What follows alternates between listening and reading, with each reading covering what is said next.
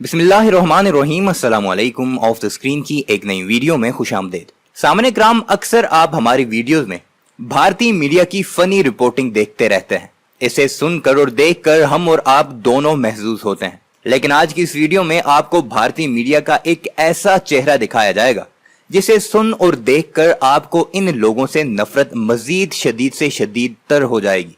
आपने अक्सर पाकिस्तान के खिलाफ तो इनकी रिपोर्टिंग देखी होगी, कैसे फेक ऑडियो कॉल्स बना बनाकर टेढ़ी मेढ़ी उर्दू में जनाब जनाब कहकर वो उसे पाकिस्तान की रिकॉर्डिंग कहते हैं कि देखिए जनाब कैसे पाकिस्तानी लोग भारत से डरते हैं। लेकिन अब की बार इन्होंने एक और विजुअल्स बनाए जिसमें उन्होंने नेपाल के प्रधानमंत्री यानी वज़ीर-ए-आज़म के.पी. शर्मा ओली की चाइनीज एम्बेसडर के साथ बातचीत अपनी आवाम को दिखाई। निहायत ही घटिया तरीन इल्जाम के.पी. शर्मा ओली पर लगाए गए कि चाइना की एम्बेसडर ने नेपाली वज़ीर-ए-आज़म को फंसाया है।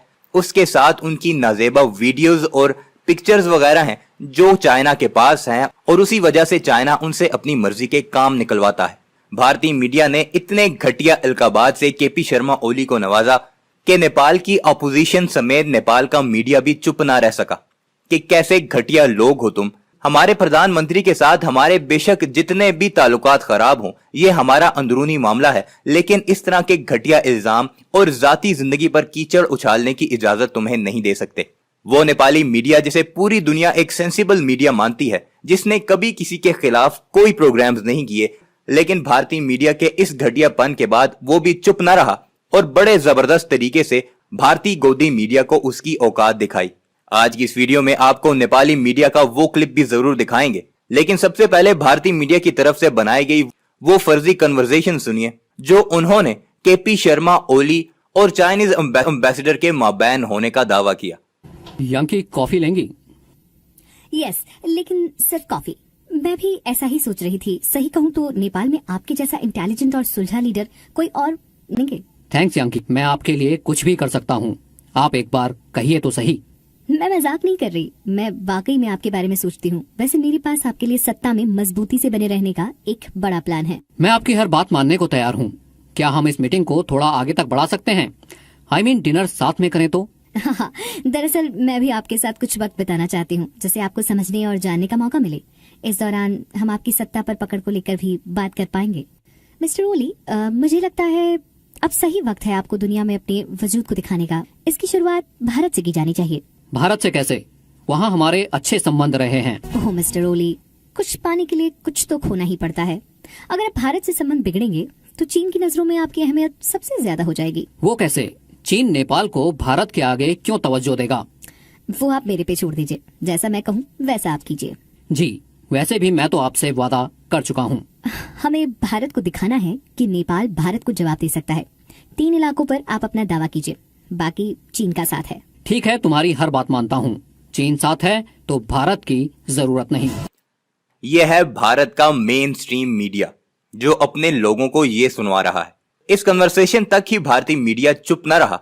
उन्होंने अपनी रिपोर्ट में के.पी. शर्मा ओली के बारे में मजीद भी बड़े बकवासात किए हैं। यानी बुढ़ा खड़ग प्रसाद ओली इस उम्र में अपना दिल दे बैठा है, चाइना के पास उसके MMS हैं, उसकी नाजेबा पिक्चर्स हैं वगैरह वगैरह। आइए पहले भारतीय मीडिया का घटियापन देखते हैं और उसके बाद आपको नेपाल की तरफ से इसका जवाब सुनाते हैं, जिससे आपको मालूम हो जाएगा कि नेपाली लोग अब भारतीयों के बारे में क्या ख्यालात रखते हैं और कैसे गोदी मीडिया को उसकी औकात दिखाते हैं। वीडियो पर आगे बढ़ने से पहले आपसे गुजारिश है कि ऐसी वीडियोस के लिए हमारे चैनल ऑफ द स्क्रीन को अगर आपने सब्सक्राइब नहीं किया तो जरूर सब्सक्राइब कर लीजिएगा। वीडियो को लाइक करने के साथ साथ बेल आइकन भी जरूर प्रेस कीजिएगा ताकि ऐसी वीडियोस आपके पास फौरन पहुंचती रहें। कमेंट सेक्शन में अपनी कीमती राय का इजहार भी जरूर कीजिएगा। नेपाल के बुजुर्ग पीएम खड़ग प्रसाद ओली इस उम्र में दिल दे बैठे।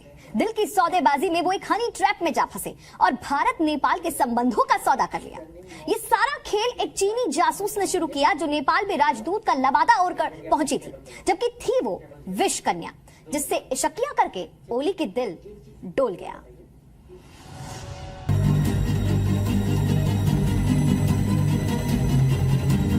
जिस्म की रिश्वत लेकर ओली ने बरसों पुराने रिश्ते बेच दिए। भारत नेपाल के संबंध बिगड़ने लगे।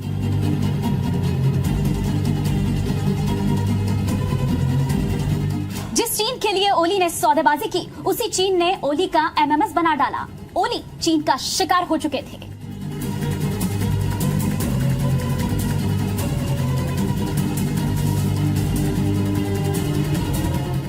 दरअसल ये एक खेल था जिसमें ओली मोहरा थे जो चीनी राजदूत के इशारे पर नाच रहे थे। भारत नेपाल के बरसों पुराने संबंध, अचानक से उन संबंधों में दरार आने लगी। दोनों देशों के लोग इस बात पर हैरत में थे कि अचानक से ऐसा क्या होने लगा कि दोनों देशों के बीच विवाद इतना गहरा हो गया कि जो नेपाल भारत को बड़े भाई की तरह मानता था वो आंखें तरेरने लगा। यहां तक कि बॉर्डर के 3 इलाकों को अपने नक्शे में शामिल कर लिया। दरअसल इसके पीछे एक चीन का बड़ा खेल था और उसी खेल को पूरा करने के लिए एक विष कन्या चीन ने नेपाल भेजी। अब खुलासा हो चुका है कि नेपाल का प्रधानमंत्री आखिर चीन के इशारे पर इतना क्यों नाच रहा है। दरअसल चीन के पास ओली के कुछ निजी पलों के फोटोज और वीडियोज हैं और इन्हीं फोटोज और वीडियोज के बल पर चीन लगातार ओली को अपने इशारे पर नचाता रहा है। पहले तो ओली को लगा कि सब कुछ ठीक है, लेकिन विषकन्या ने जब अपना जहर छोड़ना शुरू किया तब तक ओली ड्रैगन के जाल में फंस चुके थे। यांकी की अदाओं पर एक राष्ट्र का प्रधानमंत्री न सिर्फ दिल हार रहा था बल्कि वो अपने देश को भी हारने को बेताब था। उसे लग रहा था कि ढलती उम्र में सत्ता और हुस्न के कॉकटेल से वो हसरतों के 7वें आसमान पर जा पहुंचेगा।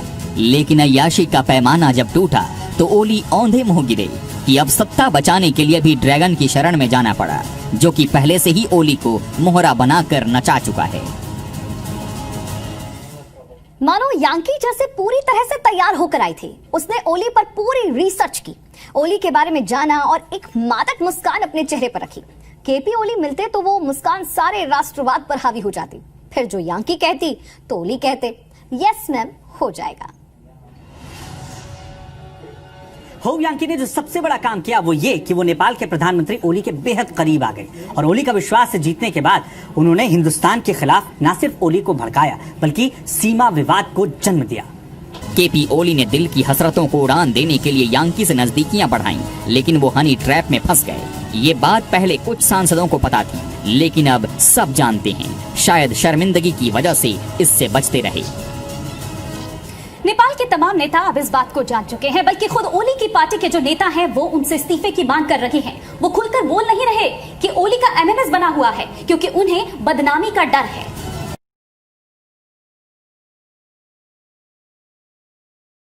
Probably no other country in the world has such a low level of journalism as India.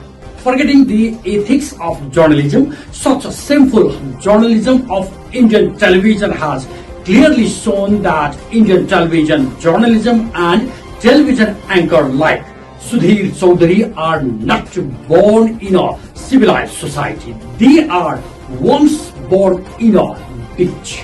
Sudhir Chaudhary, chief editor of G News, spoke on his program on freedom of speech. Mr. Chaudhary, I would like to ask you, does freedom of speech mean inferior, baseless and sinful journalism to you?